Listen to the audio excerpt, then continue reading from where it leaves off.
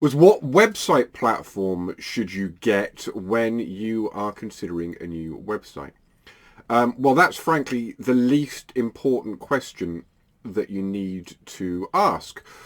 What you need to ask is, what should your website be doing for you? And to do that, you need to stop thinking about the website and start thinking about your business model.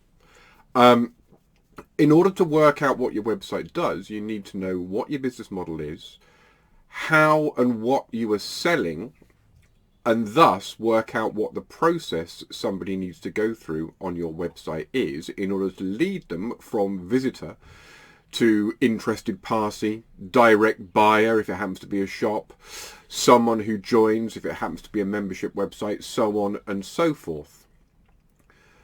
When it comes to the kind of platform that you're after, you need to decide where you are within your business. Now, to answer the business question I previously mentioned, you need to have probably been in business for a little while. Yes, we all come into business with an idea of how we're going to sell, who we're going to sell to, and why it's going to be successful.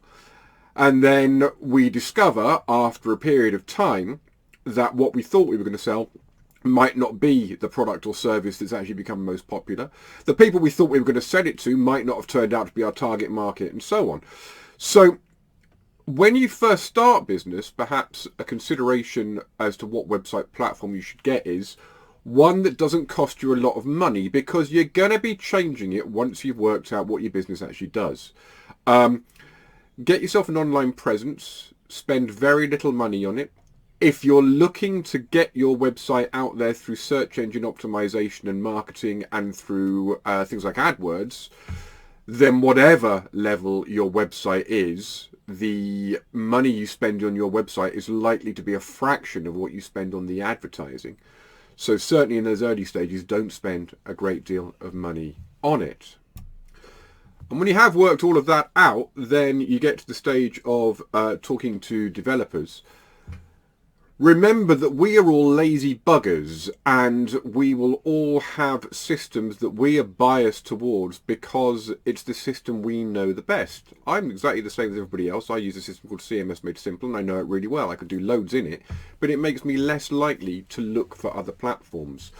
Find out what your web developer wants to use, and then go onto YouTube and find out about that platform independent of the developer. There'll be plenty of videos out there. Find out if it does what you need it to do.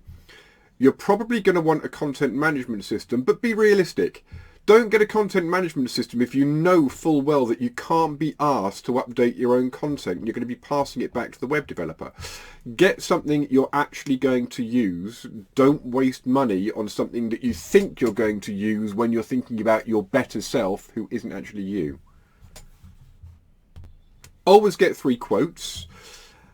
Once you've got your 3 quotes, you know what your business model's doing, and thus you know what your website is going to be doing.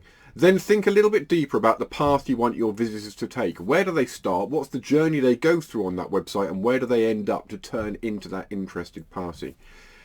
Once you've got all of that right, you can then make a much more informed decision about the website platform and the website that you want. It's very much me when I go to get my car done. Unless I speak to somebody like Alex Isherwood, I could be screwed because I know nothing about cars, nor do I want to know anything about cars. I just need to know somebody who knows something about cars. You need to be the same.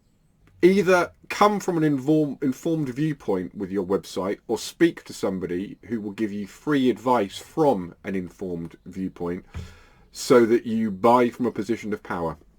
Okay, I think that's everything. Lovely to speak to you.